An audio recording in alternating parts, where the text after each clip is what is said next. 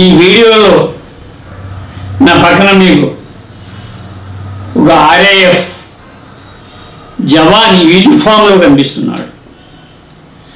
RAF అంటే rapid action force, సిఆర్పిఎఫ్లో అదొక విభాగం. మన ఢిల్లీలో జంతర్ మంతర్ దగ్గర సమావేశమైనటువంటి విద్యార్థుల్ని చెదరగొట్టడం కోసం ఈ ఆర్ఎఫ్ టీం అక్కడికి వచ్చింది. అయితే ఇతని ఫోటో చూస్తే ఎవరికైనా ఒక అనుమానం వస్తుంది, ఇతను ఇంత వృద్ధుడుగా ఉన్నాడు ఏమిటని. ఆర్ఏఎఫ్లో సాధారణంగా కొంచెం దేహధారుడి గర్భాలే ఉంటారు.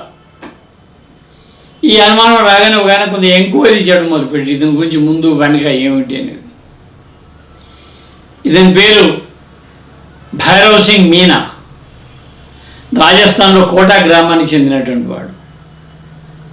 ఇతను ఒకప్పుడు కానిస్టేబుల్, ఇప్పుడు కాదు, 10 ఏళ్ల క్రితం రిటైర్డ్ అయిపోయాడు అక్కడ.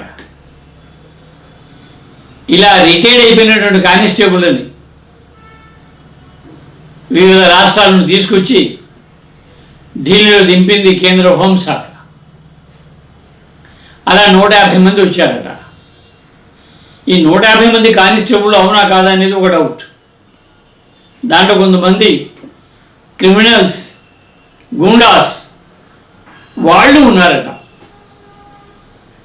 వీడియోలో వాటి ఫోటోలను చూసినటువంటి వాళ్ళు గుర్తుపెట్టి ఇతను ఫలానా ఊర్లో గుండా, ఇతను ఫలానా ఊర్లో క్రిమినల్, ఫలానా కేసులో అని చెప్తున్నారు. ఇప్పుడు గుర్తుపడుతున్నారు ఒకటి. వీడియోస్ ఉన్నాయి కదా ప్రతిదానికి కూడా. దేశ భద్రత అనేది ఇంత ఆశామాషి వ్యవహారంగా మారిపోయింది. పిల్లెట్లు వాడారా లేదా, ఎవరు ఆర్డర్ పెట్టారని దాన్ని చాలా కాలం చర్చ జరిగింది. వాడలేదన్నారు, ఇప్పుడు అంత ప్రూఫ్స్ వచ్చేసినాయి. పిల్లెట్ దెబ్బ తగిలినటువంటి వాళ్ళు, ముఖం అంత బెజ్జాలు పడ్డవాళ్ళు ఇప్పుడు మీడియా ముందు వచ్చి మాట్లాడుతున్నారు. అది అబద్ధం తేలిపోయింది. ఏ ఆఫీసర్ ఆర్డర్ ఇచ్చాడు, ఆదేశాలు ఇచ్చాడు స్టూడెంట్ మీద పిల్లెట్ వాడడానికి అనేది ఇప్పుడు పెద్ద చర్చనీయాంశంగా మారింది. ఏ ఆఫీసరు ఆదేశాలు ఇచ్చినా సరే అతనికి కేంద్ర హోంశాఖ నుండి అనుమతి ఉండాలి పిల్లెట్ వాడాలని.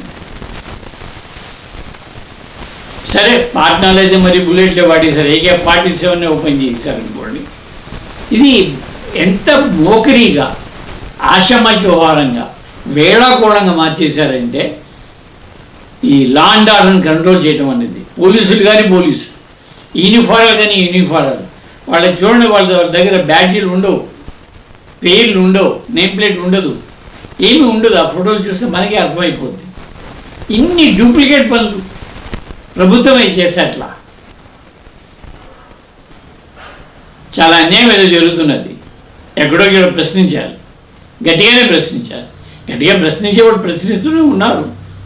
ఇంత మోకరీనా, ఇంత నాటకాల వేడగోళంగా మారిపోయింది దేశ భద్రత అంటే. ఆర్ఏఎఫ్లోకి డూప్లికేట్ మనుషుల ఏం జరుగుతుంది?